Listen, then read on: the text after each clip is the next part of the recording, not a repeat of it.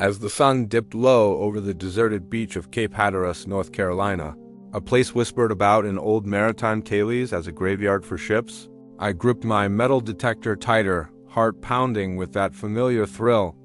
The wind howled through the abandoned dunes, carrying echoes of long-lost storms, and I couldn't shake the feeling that something shocking was buried just beneath the sand. What if today's sweep revealed secrets from centuries past, an ancient safe, perhaps, or shipwrecked jewels glinting in the fading light? The air felt heavy with mystery, like the beach itself was holding its breath, daring me to uncover what the waves had hidden for so long. I scanned the desolate stretch, where twisted wreckage from forgotten vessels poked through the grains, and my detector let out its first insistent beep. Colonial coins? Treasures from a bygone era? I had to know. The pull was irresistible, drawing me deeper into this eerie, forsaken shore. With each step, the sand shifted under my boots, revealing hints of the beach's haunted history, rusted fragments of old ship hulls, scattered like forgotten bones. My detector buzzed again, leading me to a spot where the tide had carved out a shallow trench. Digging carefully, I unearthed a tarnished silver locket, engraved with intricate colonial patterns from the 1700s, its clasp still holding a faded portrait of a woman long gone. The value wasn't just monetary. It whispered stories of lost love amid revolutionary turmoil. Nearby, another signal pulled me to a cluster of what looked like ordinary shells. But beneath them lay a gold signet ring, stamped with a family crest that screamed historical significance, perhaps from a shipwrecked merchant fleeing British taxes. The beach's abandonment amplified every find, making the ordinary sand feel like a vault of untold riches. I pocketed the ring, my mind racing with possibilities of even greater treasures lurking in the shadows. Venturing further along the crumbling shoreline, where overgrown grasses hid remnants of ancient forts, my detector screamed with urgency. I knelt and sifted through the damp earth, pulling out a cluster of colonial coins, Spanish doubloons, their edges worn but inscriptions clear, survivors from an infamous 18th century wreck that claimed dozens of lives. Each one carried the weight of history, potentially worth thousands to collectors, but to me, they were portals to the past. Not far off, buried deeper, I found a porcelain shard from a Chinese export vase, shattered but exquisite, likely cargo from a trading vessel dashed against these rocks centuries ago. The mystery deepened as the sky darkened. This deserted stretch felt alive with ghosts of sailors and explorers. My hands trembled with excitement. What else could this forsaken paradise yield? The beeps grew more frequent as I pushed into a fog-shrouded cove, an area locals avoided due to legends of cursed treasures. My shovel hit something solid, and after careful excavation, an ornate brass compass emerged, its needle still faintly magnetic, etched with coordinates from the age of sail. Historians would kill for this, a relic from a shipwrecked explorer's kit, valued not just in dollars, but in the adventures it once guided. Amid the sand, I spotted glints of color, shipwrecked jewels, loose emeralds and rubies scattered like forgotten stars, probably spilled from a pirate's hoard during a brutal storm. The beach's eerie silence broken only by crashing waves, I marveled at how abandonment preserved such wonders. Each discovery fueled my obsession, hinting at even more profound secrets buried nearby. Deeper into the twilight, where derelict lighthouse ruins loomed like silent sentinels, my detector led me to a weathered leather pouch half buried in the dunes. Inside were Native American artifacts, beaded amulets, and arrowheads from pre-colonial tribes, infused with cultural value that transcended money, artifacts that could rewrite local history books. Not long after, another strong signal revealed a silver chalice, engraved with religious symbols from the early settlements, possibly smuggled during times of persecution. Its intricate craftsmanship suggested immense worth to museums.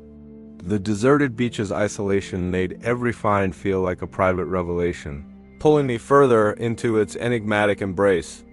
As night began to cloak the sands, my flashlight danced over a promising patch near the water's edge, where the detector wailed like a siren. Digging frantically, I uncovered an ancient safe, rusted but intact, its lock mechanism hinting at 19th century origins, perhaps from a sunken steamer loaded with gold rush fortunes.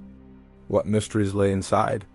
Colonial coins mingled with personal letters, or more shipwrecked jewels waiting to sparkle again. The beach's abandoned aura amplified the shock of it all, leaving me breathless with anticipation. I paused, tools in hand, knowing this was just the beginning of unraveling the shore's hidden tailies. The safe's dial was encrusted with salt and sand, but as I brushed it away, faint engravings emerged, symbols that looked like Masonic emblems from the Revolutionary War era, hinting at secret societies and hidden pacts. My pulse raced. Could this hold documents that rewrite American history, or more glittering shipwrecked jewels from a forgotten fleet? I twisted the mechanism gently, feeling it give just a fraction, but it held fast, teasing me with its locked secrets. The waves crashed louder now, as if urging me onward, while shadows from the ruined lighthouse stretched like fingers across the beach. What if cracking it open revealed a map to even greater buried fortunes? The deserted shore seemed to pulse with energy, alive with the thrill of the unknown. I set to work, my tools clinking in the dim light, every turn building the suspense. A sudden, sharper beep from my detector pulled me away from the safe, toward a cluster of jagged rocks exposed by the receding tide. Digging there, I uncovered a flintlock pistol, its barrel etched with a captain's initials from the War of 1812.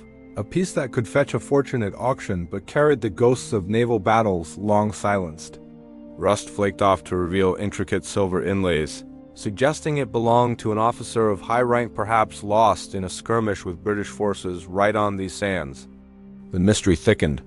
How many lives had this weapon claimed before the sea claimed it? Nearby, scattered musket balls gleamed dully, each one a bullet from history's chamber. The abandonment of Cape Hatteras amplified the eeriness, making me wonder if I was the first in centuries to touch these relics. My mind spun with stories of valor and betrayal, drawing me deeper into the hunt. As the stars began to pierce the sky, I followed another insistent signal to a sunken depression in the dunes, where erosion had carved out hidden pockets. My shovel struck wood, a fragment of a ship's timber, branded with the mark of a Spanish galleon from the 1500s, laden with New World treasures.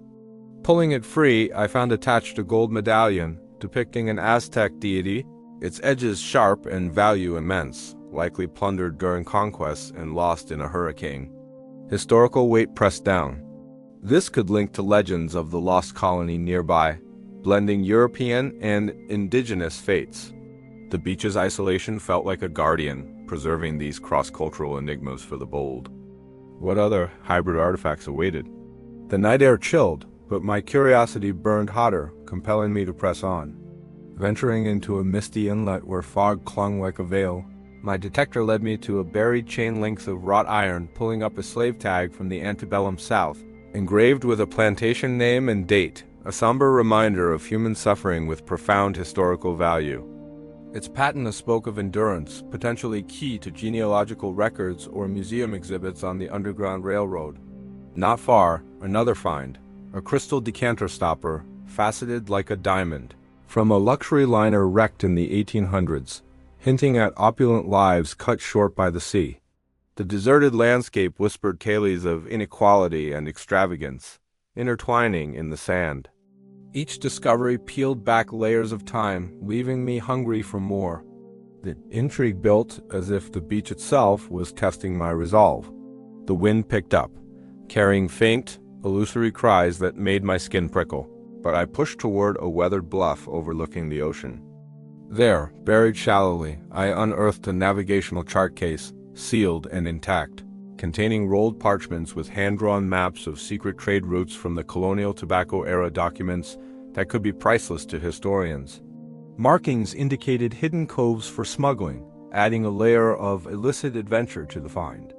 Amid the papers, a loose sapphire rolled out, a shipwrecked jewel from Indian Ocean voyages, its deep blue mesmerizing in the moonlight. The abandonment here felt deliberate, as if nature conspired to conceal these gems. Questions swirled. Who charted these paths, and what perils did they evade? My heart thumped with the promise of unraveling more enigmas in this forsaken realm. The safe finally yielded with a reluctant groan as the last tumbler clicked into place. My hands shook as I pried the heavy lid open, revealing a tightly wrapped oilskin bundle nestled inside. I carefully unfolded it under the beam of my flashlight, and my breath caught inside lay a pristine gold-embossed journal from 1776. Its pages filled with handwritten entries by a Continental Army officer detailing secret correspondences with French allies during the Revolution. Tucked between the leaves were 3 perfectly preserved, mint condition, 1776 Continental currency coins, rare prototypes never meant for circulation. Each one potentially worth hundreds of thousands to serious collectors. But the real shock came at the very bottom. A small velvet pouch containing what looked like a single flawless diamond the size of a large grape, rumored in old ship logs to have been part of the French crown jewels smuggled out during the chaos of war. The beach had guarded this impossible treasure for over 2 centuries, waiting for someone to listen to its silent call. My mind reeled at the implications. This wasn't just metal detector luck. This was history rewriting itself right in my hands. As the first hints of dawn painted the horizon, I sat back on the cool sand, surrounded by the Knight's Hall, still trying to process what I'd uncovered. The deserted stretch of Cape Hatteras felt different now, like it had finally decided to share its deepest secrets with me.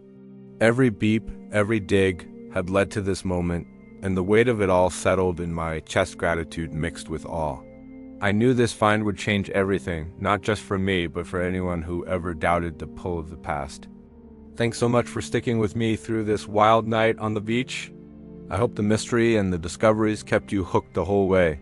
Drop a comment below and let me know which object shocked you the most, or which one you like best. The ancient safe, the shipwrecked jewels, the colonial coins, that massive diamond, or maybe one of the other hidden gems we pulled from the sand. I read every single one and love hearing your thoughts.